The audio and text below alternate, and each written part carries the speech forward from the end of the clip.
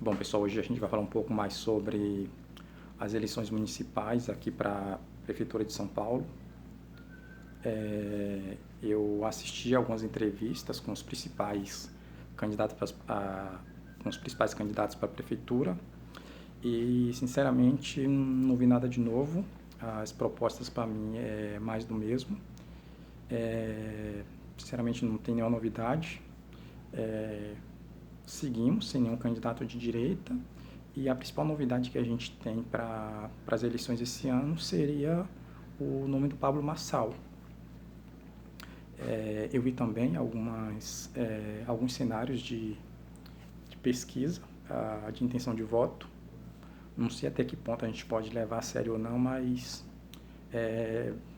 dá para a gente dar uma olhada. Então, tem cenários onde o Ricardo Nunes está em primeiro lugar, você vem seguido do Boulos e em terceiro o Pablo Marçal. Tem cenários onde o Boulos está em primeiro lugar, seguido do Nunes, e em terceiro lugar o Pablo Marçal. E nós temos cenários onde o Ricardo Nunes e o Boulos, eles ali têm um empate técnico entre os dois. Mas um ponto importante nessas pesquisas é que o candidato que mais vai apresentando, vai tendo aumento nas intenções de voto, vai crescendo nas intenções de voto, seria justamente o Pablo Marçal. Então, até as eleições, ou à medida que a gente se aproximar das eleições, eu acredito que esse cenário vai mudar muito, e a tendência é que, à medida que o Pablo Marçal tenha mais visibilidade, ele tende a crescer bastante nas pesquisas. Bom, dito isso, eu gostaria aqui só de traçar um perfil bem resumido a respeito do Pablo Marçal. Bom, é um empresário de sucesso, é um fenômeno nas redes sociais, é um grande comunicador, é casado, pai de 4 filhos, cristão, foi candidato a presidente nas últimas eleições, mas o partido cancelou a candidatura dele. Foi eleito para deputado federal, só que aí ele teve o mandato dele suspenso. E eu vou comentar um pouco sobre qual foi a minha impressão assistindo às entrevistas do Pablo Marçal, onde ele apresenta ali as propostas dele. Na primeira entrevista que eu assisti do Pablo Marçal, onde ele foi questionado justamente sobre o plano de governo dele, ou quais seriam as propostas, o primeiro ponto que me chamou muita atenção seria a linguagem que ele adotou durante a entrevista. A princípio, eu não gostei muito da linguagem adotada que ele adotou. Pareceu muito ali com uma entrevista mais com um empresário ou como um palestrante do que como um candidato a prefeito.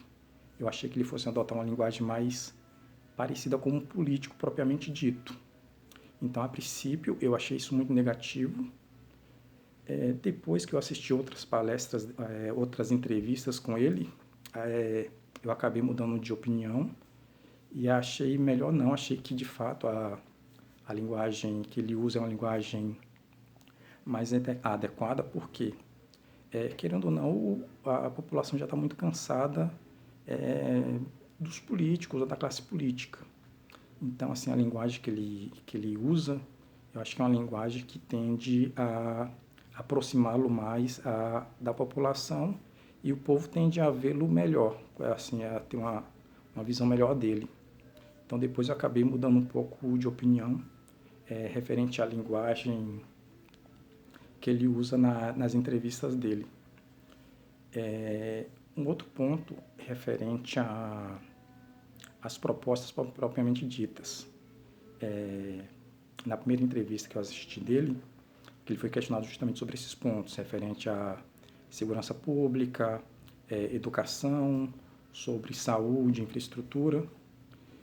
E, assim, as propostas dele não ficaram muito claras. Eu acho que ele precisa amadurecer um pouco mais essas propostas, mas Eu acho também, eu acredito também que isso não seja algo tão negativo, até porque ele ainda é pré-candidato e até as eleições ele tende a amadurecer melhor essas ideias e a passar melhor, amadurecer e passar melhor essas ideias de uma forma mais clara.